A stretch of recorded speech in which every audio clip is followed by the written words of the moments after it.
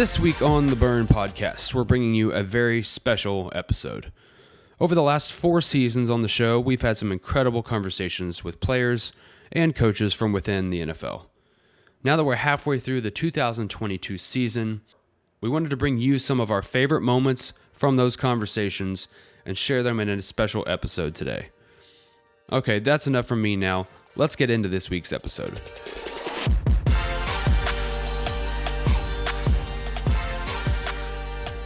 Like, to me, the moments I'll remember of like my legacy will be days that I stayed after and picked up the locker room and guys don't even know it. Like, I picked up their cleats and picked up their stuff and put it away and felt like, hey, I want to make sure the equipment managers know, like, I love you guys, man. It ain't right for our locker room to look like this. Like, they see that equipment room goes, man, Big Whit picked up the whole locker room for us, dude. That's cool as crap. Like, I feel important. He did that for us. I want to, like, I'll think of the moments that, like, you know, the ops team or somebody that I like took them lunch or gave them all a gift certificate at the end of the year to just tell them how much they meant to me, or the training staff, taking them to dinner, taking them on trips in the off season, like things to just make people feel important and special. And like, you don't just take them for granted.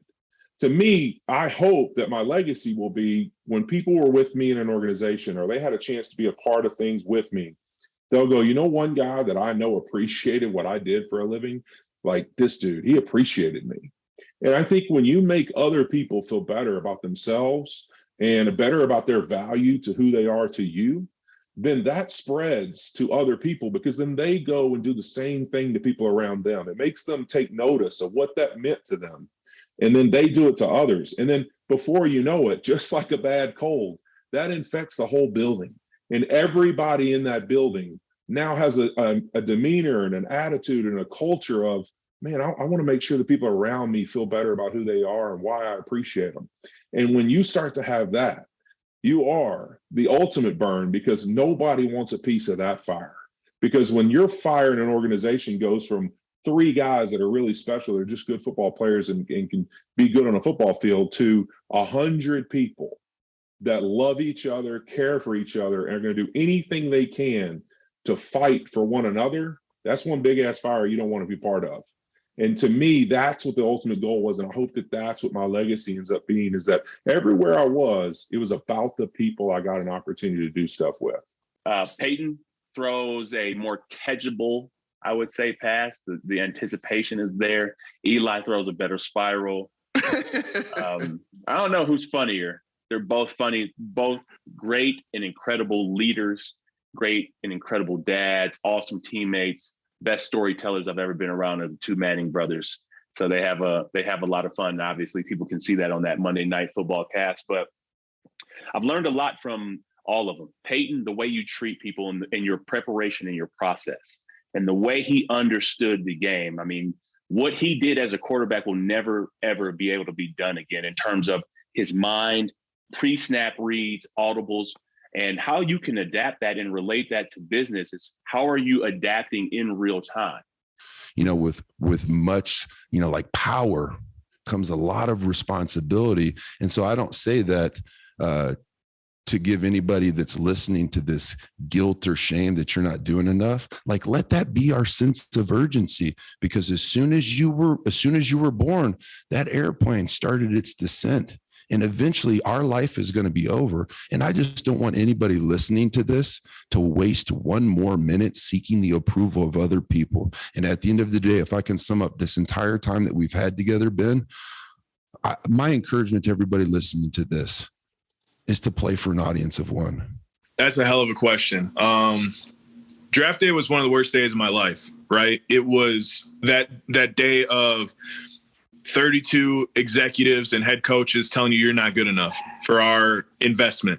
And that was bone shattering for me as a 22-year-old kid with all the hopes and dreams and the plans of being an NFL football player, like you were saying. The big thing for me right there on that path of uncertainty, the path of, you know, I was at a fork in the road in my life. It was go to Oracle and start selling software for the rest of my life, or it was take this path of most resistance of all the issues that could possibly happen, of all of this, you know, failure that could possibly happen, and try this undrafted route. And that moment where, I was able to, I know I talk about this, when my dad, sat me down the next morning after this draft day, I'm going to head out to Alameda, California. He's like, are you ready to go take a job? Are you ready for that? And it wasn't handed to me. It wasn't given. And there was a moment there where I was able to internalize this burn, this feeling of inside of me where there was no more trying to find some sort of validation from anybody else. No coach, no general manager, no teammate could tell me, oh, you're great. You're good enough. No, it was like internalized now. So many times people say to me, like, what is my burn? I don't know what my burn is. So Eric has some of those deep emotional adversity driven burns, right? From watching what his brother endured, right? To his connection with God, now his family. But what I also heard, your short-term burn was, I will be a number 1 draft pick. Yep. And so you can have a short-term goal that becomes a burn, because remember, the burn is what ignites the why and the purpose to drive action. And that's what it did for you, which I think is powerful. I wanted to highlight that because we get emails and DMs and people saying, I don't know what my burn is. Well, then have a short-term goal. But then, if you pay attention to what Eric said, you reset it. You said, okay, now what's next? Mm-hmm. And I know that what's next mentality is everything to you, right? And I'll say this real quick on the short-term and long-term burn, because you hit the nail on the head, because I'll often encourage guys, whether they're in college or whether they're a businessman, man, make the background of your phone. I know how long you're looking at your phone each day. Make the background of your phone something that is going to ignite you. And sometimes that's a short-term goal. Heck, it might be a Rolex that you want to buy, and that's the goal that you're going to, when you have this many sales, that's what I'm going to get. Okay, that might be your short-term burn, your short-term goal. But as I would run sprints in college, I would always say this before a conditioning session: your brother didn't even have a chance to walk. How are you going to complain about running? I don't care how hot it is, how cold it is. Like, your brother couldn't even walk, and you're going to sit here and complain about running? You get to run. You don't have to run today. You get the opportunity to run, to wear the Louisville Cardinal uniform. You get to do that. Well, then I have a little different mindset heading into that workout. Got to keep fighting. You keep fighting. And I wrote a first-person story a couple years ago at K-State, and the title of it was Keep Surviving. And, it's not always about, obviously I'm a winner. We're all winners. We want to win. We want to compete. But there's some point in time in life where you just got to survive and advance a little bit, and get through the process. And that's what I did. I mean, after I hurt my shoulder, I was in the training room every single day and having to start over a little bit, throwing a football. And I mean, it's literally starting from square one. And that was so terrifying to me, because there's so many thoughts of, is it going to be the same? What is this going to look like? I never faced any severe injury ever in my life until then. This is the first time I faced it. But I connected with people who I knew in my life who had faced some severe injuries, and I put a plan together of how am I going to attack this? And when those thoughts come to mind of doubt and second guessing, I'm stopping in that moment and I'm erasing those thoughts. And I'm strictly focusing on positive thoughts, positive thinking. What are things that I can control right now in this moment on this day to get to where I want to be in the future? Literally, when your parents believe in you that much, and when they're instilling this type of confidence in you that much, you start to believe it as a young kid, right? Until you're developing your confidence, you're getting that from somewhere. And so just that high level of, if I want something to happen, it's done as soon as I want it to happen. And then now it's the manifestation of me doing that and my daily actions, carrying the process out. But mentally, it's set. And I think that was the thing that, whether it's me writing down in the 4th grade, I was going to play professional football. It was real to me at that point, because my parents told me that I could do it. And then getting, when I was injured, once I focused and decided that's what I wanted to do, it was real then. I didn't need any validation from anyone else. And I think that was the biggest lesson that I took from my parents. I want to be a person people look up to. I want to be a guy that's not a statistic. I will find a way to live in a way to make that right, because no one wants to go to bed out of alignment. Nobody. I'll lose sleep. So if I tell myself I'm this person and I can live in alignment, I can sleep like a baby. When you don't, when the story's here and you're living different, you get this separation. You feel bad about yourself, and it becomes a difficult life. So if someone's on the sideline right now going, man, I don't know what to do. First off, realize you can change something. Realize it's a story you're telling yourself. 2, change the story. And 3, tell yourself what the ending looks like and live into the ending. Think about the little things. You meet your wife, you go make 3 Pro Bowls, but she shook you up a little bit, getting you to think differently. So tell us about that garden. Well, I think when people want to be successful, they say you need to be obsessed with things. And I think that's absolutely true. Anything that is worth fighting for, you need to be obsessed about. But it's also about being obsessed from a more diverse standpoint. So it's not just focusing. I need to focus so much on being successful in football. I need to make sure my weights are here. I can lift this. I can run this far. It's also, being obsessed about being a good person, being a good father, being a good husband, and being a good friend. And the more you water all those plants, we talk about the garden, you water all these plants, and if you exclude one, well, that dying plant's going to hurt the rest of those plants in your garden. So it's important to make sure you stay on those checks and balances of making sure that everything's being watered and taken care of in every part of your life. But so many times, just as social media, one of the disadvantages is many times people read into postings as a perfect life versus I wish we would post more of the process to the perceived perfect life, because there's none. The burn that comes to me to answer that question, Ben, is the burn to not quit. Success is the ability to bear pain, not be a pain. I wish I could tell you it's been 27 years of bliss. It's been great. Has not. I wish I can tell you raising the 3 girls and the son has been easy, has been great.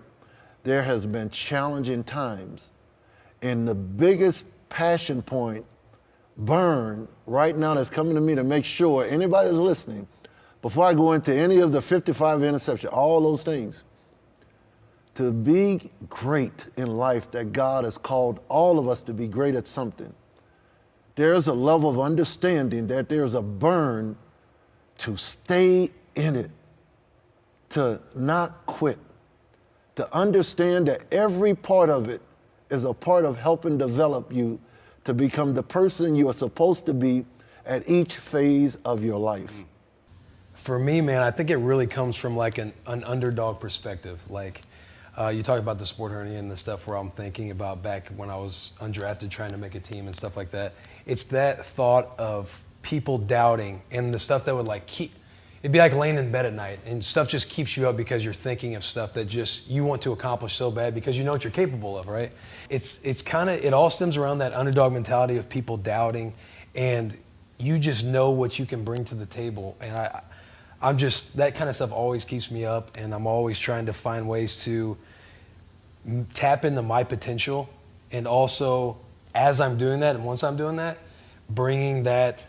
taking that value and putting it into, say, whether it's my teammates or just other people's lives. This is something that has helped me tremendously.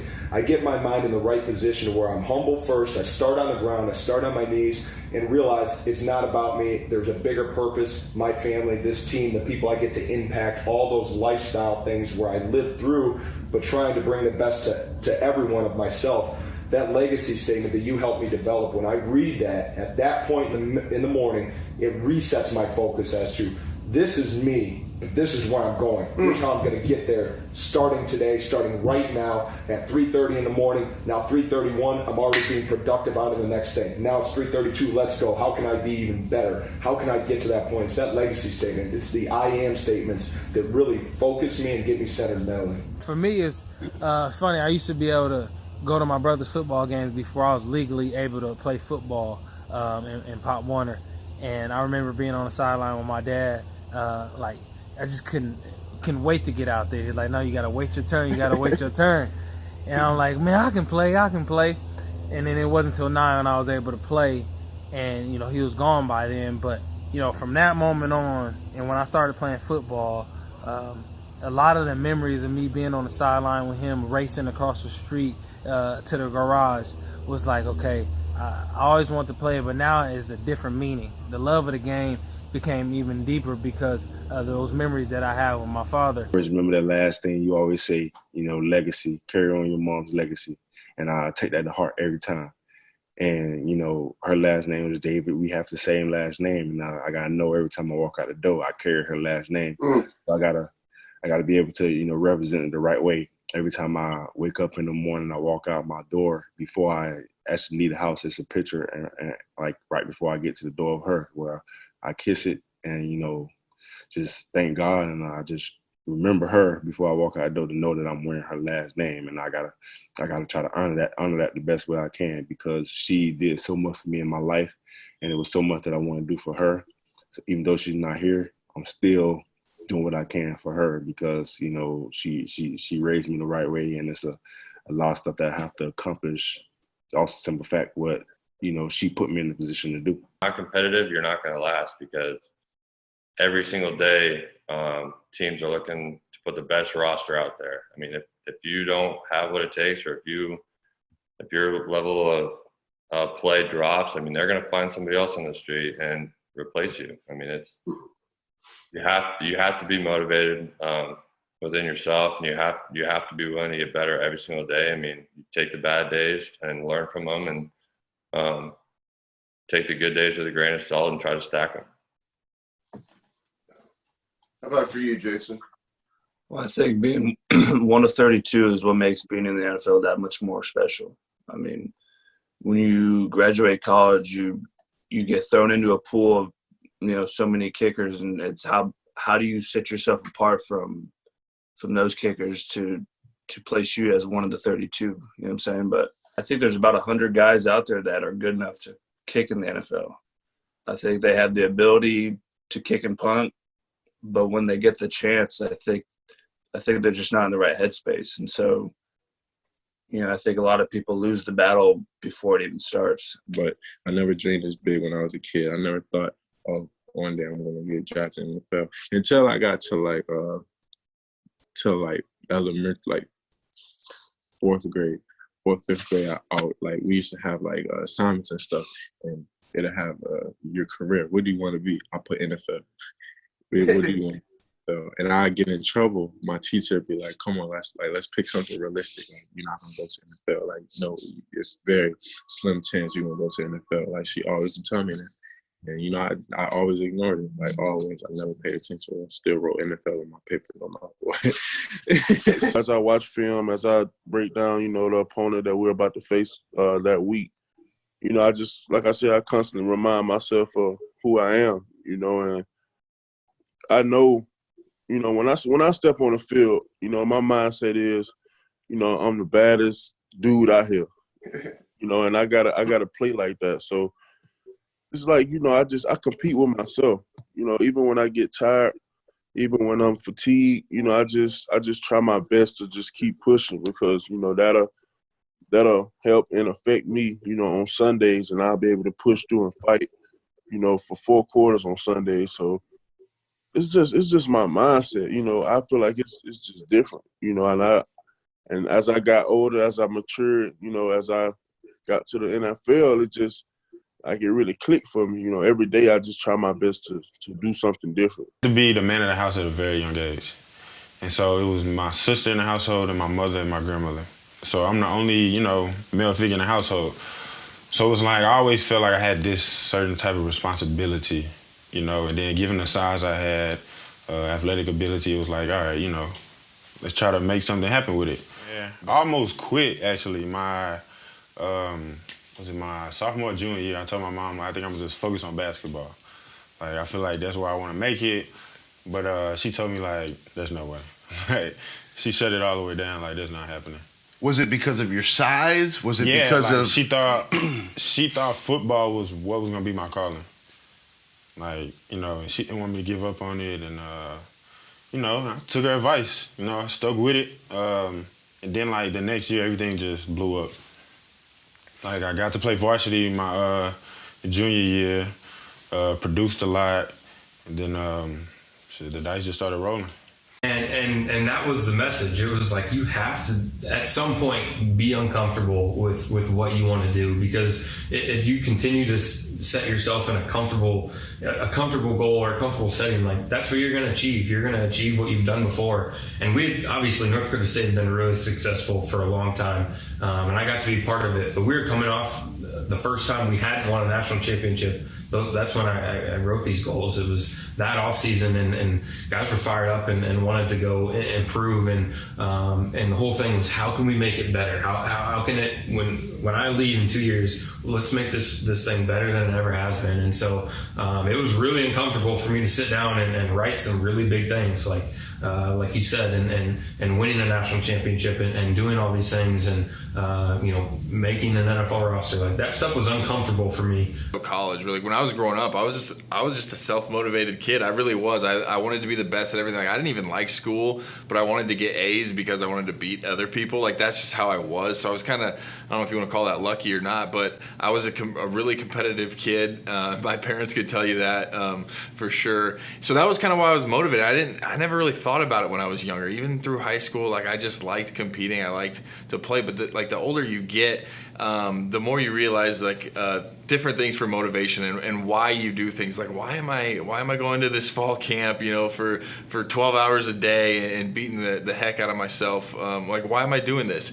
And for me, like, what I like to tell people is if you can find a reason bigger than yourself, if you do things not just for yourself, because you can let yourself down and it's easy, right? Like, I don't want to get up out of bed and do this, but I'm only cheating myself. When you realize you're cheating other people and when you're affecting other people, that for me was the biggest motivation. Sometimes as you go, and maybe if things are going great, you might forget about the bigger picture.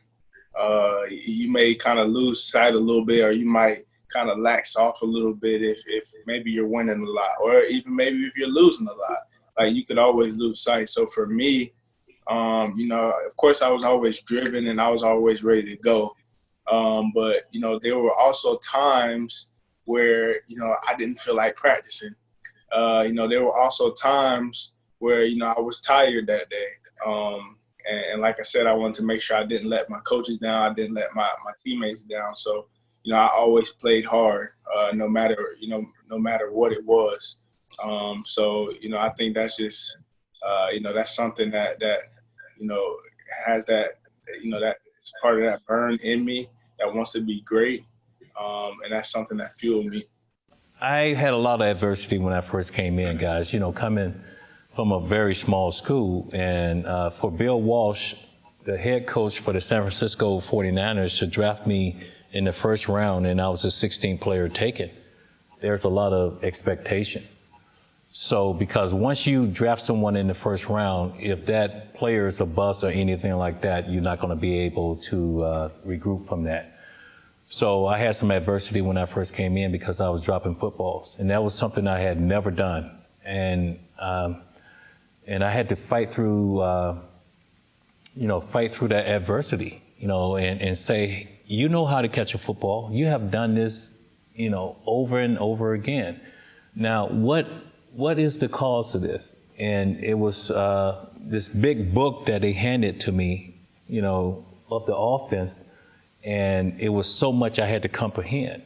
So it took me a while to adjust to that, but then once I got comfortable with the terminology and all of that, I was able to just go out and just be myself, because I know how to catch a football. And I prided myself on that. It's a number of things, the burn. I think, one, I truly have a vision to leave a legacy and to in some capacity impact this world beyond just taking care of my family and doing the things that I know that the monetary benefit from playing in the NFL could provide. So I think the first burn is, like, what does that legacy look like? Like, what did I do in this world? Like, one day when I'll be gone, which I don't know why I think of, like, the reality of one day I'll be gone. And when I'm gone, what will my mark on this world be? And it was gonna be, what are you gonna do, Jonas? What are you gonna do to make sure that all the people that sacrifice for you, all the sacrifices you make for yourself, I had to make sure that I knew that all I was gonna do was take that next step. whatever it was, whether it had been the recovery process, whether it would have been, you know, a process of trying to figure out what agent I would sign with, how I would get in the NFL. I knew no matter what, my goal of playing in the NFL was gonna be there. You know, a lot of it, you know, has to do with, you know, how I was brought up and how no matter what, me and my mom used to always say, hey, your plan A is your plan A. You know, put everything you have, put all your emotion, all your strengths, everything into something, and then it's gonna work out. So that's a part of it. But I think along the way, as you grow as a person and you go through these different things, you have to find different things to motivate you.